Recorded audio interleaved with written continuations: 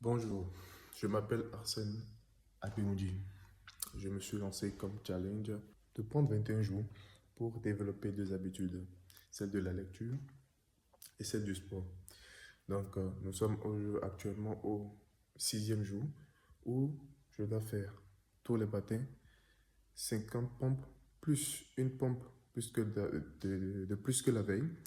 Comme nous sommes actuellement le jour 6, je dois faire aujourd'hui normalement 55 pompes.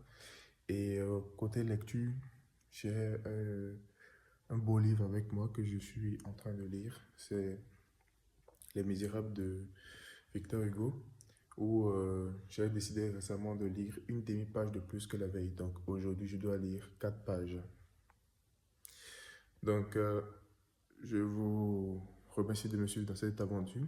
Et je me suis déjà réveillé, je me suis brossé les dents et là, je vais passer aux 50 pompes très rapidement. 50 pompes plus 5, donc 55 pompes. Let's go.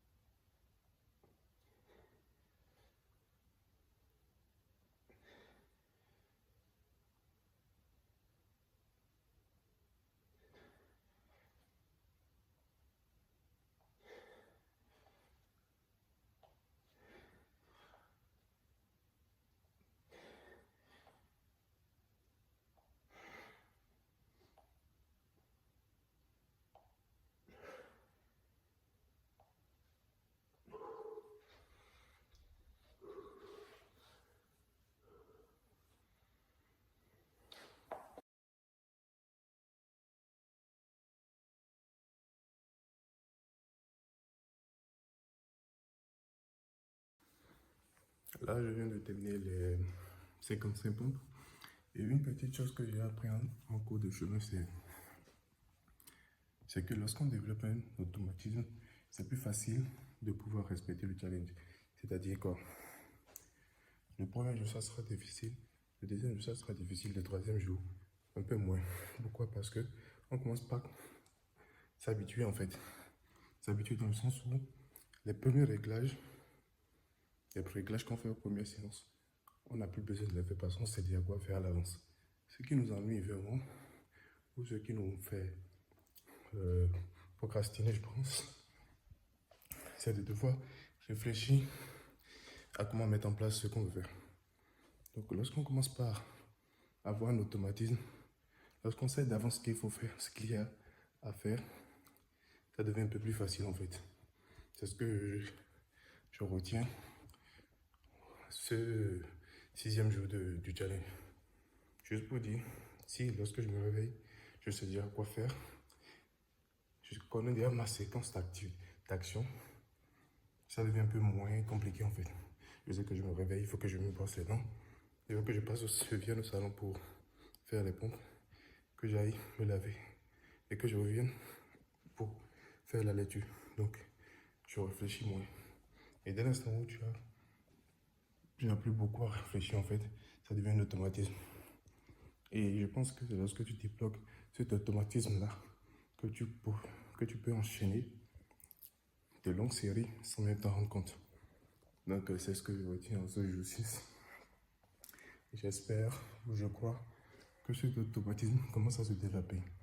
Donc, l'objectif est de ne rien avoir en fait, comme un grain de sable qui viennent se coincer dans l'engrenage. Comme ça, je pourrais dérouler cet automatisme-là au jour le jour jusqu'à terminer le challenge sans même le remarquer. Et je suis même content d'ailleurs d'avoir mis en place ce système d'évolution du niveau de difficulté. Ça rend les choses plus intéressantes. C'est vrai que une pomme de plus, ça ne paraît rien du tout. Mais quand on le fait, à chaque fois, c'est un peu plus dur que la veille. Donc, je pense que c'est cela, à ce niveau que le challenge se fera. Comment pouvoir faire plus, comment vite s'adapter et comment bien évoluer dans ce challenge pour pouvoir faire plus au jour le jour. Donc là, je vais passer. Je vais allumer la vitre rapidement et revenir pour passer à la lecture. À tout à l'heure.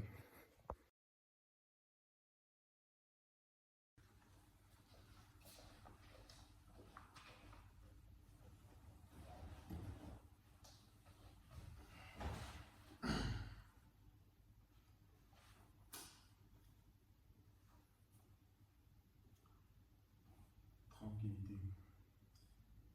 Après ça va donner le bonsoir à sa soeur, non seulement bienvenue sur la table une des deux flambeaux d'argent remis, l'autre à son hôtel midi.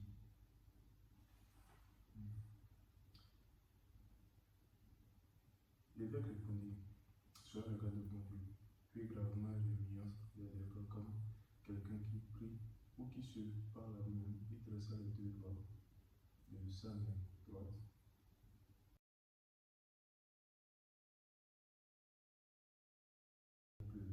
Une vieille femme, la portière, en avait pitié, elle le recueillait dans son rouge où il n'y avait qu'un grabat enroulé et deux chaises de bois, et le petit dormait là dans un coin, se serrant contre le chat pour avoir faim.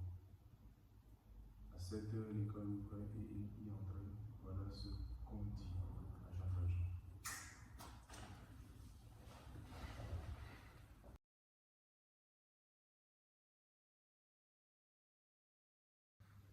Là, je viens de terminer la lecture de la séquence d'aujourd'hui. Et en résumé, on parle un peu de l'histoire de Jean Valjean, comment il a fini en prison et ce qui a fait prolonger sa peine. En quelque sorte, une petite injustice, une grande injustice, je veux dire.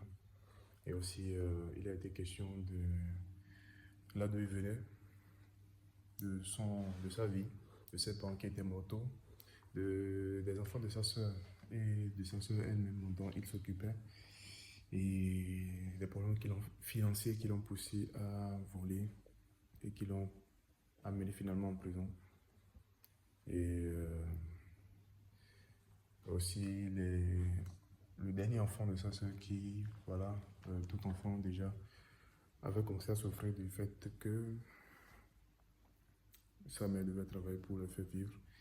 Et ça fait réfléchir justement au fait de ne pas juger les gens avant de connaître l'histoire. Ça ne veut pas forcément dire que l'histoire de la personne explique ce qu'il fait, mais ça donne plus de cartes, d'éléments en fait pour mieux analyser la situation. Donc c'était tout pour aujourd'hui. On se dit à demain pour la suite.